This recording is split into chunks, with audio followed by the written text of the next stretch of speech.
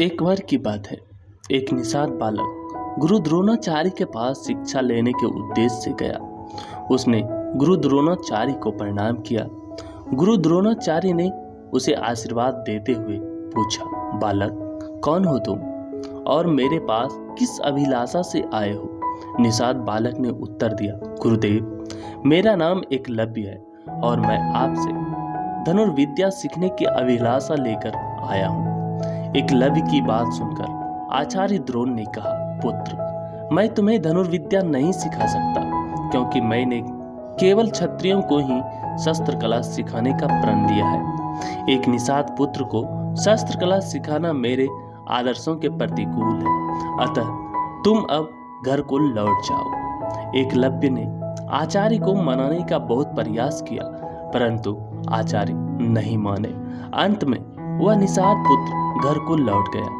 कई वर्ष बीत गए। एक दिन गुरु द्रोणाचार्य युद्ध अभ्यास के लिए अर्जुन समेत कई शिष्यों के साथ जंगल में गए।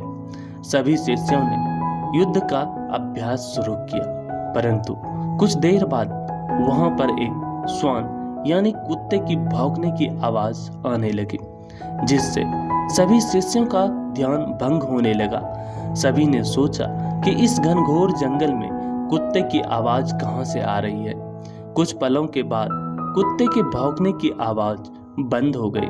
तभी झाड़ियों के पीछे से दौड़ता हुआ एक कुत्ता सबके सामने आया। तो सब देखते हैं कि उस कुत्ते पर किसी ने इस तरह से बाण चलाया था कि उसका भौंकना भी बंद हो गया था और उसे कहीं चोट भी नहीं लगी थी।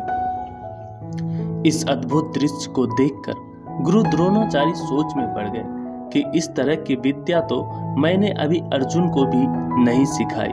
यही सोचते हुए वे झाड़ी की ओर जाते हैं और देखते हैं कि एक बालक हाथ में धनुष बांध लिए एक मूर्ति के समक्ष धनुर्विद्या का अभ्यास कर रहा है। गुरु द्रोणाचार्य उससे पूछते हैं, बालक तुम कौन हो और धनुर्विद्या में इतनी कुशलता तुम्हें किस गुरु से प्राप्त हुई है? बालक ने सहजता के साथ मूर्ति की ओर इशारा करते हुए कहा, यह मेरे गुरु हैं और यह धनुर्विद्या मैंने अपने गुरु द्रोणाचार्य से सीखी है। और द्रोणाचार्य मन ही मन इस बालक के अदम्य साहस और एकाग्रता की प्रशंसा करते हुए उस वक्त वहां से चले गए। और यही बालक आगे चलकर अपने गुरु के चरणों में अपना अंगूठा दान करके वीर एकलव्य के नाम से प्रसिद्ध हुआ। दोस्तों, कहानी सुनने के लिए आपका बहुत बहुत आभार।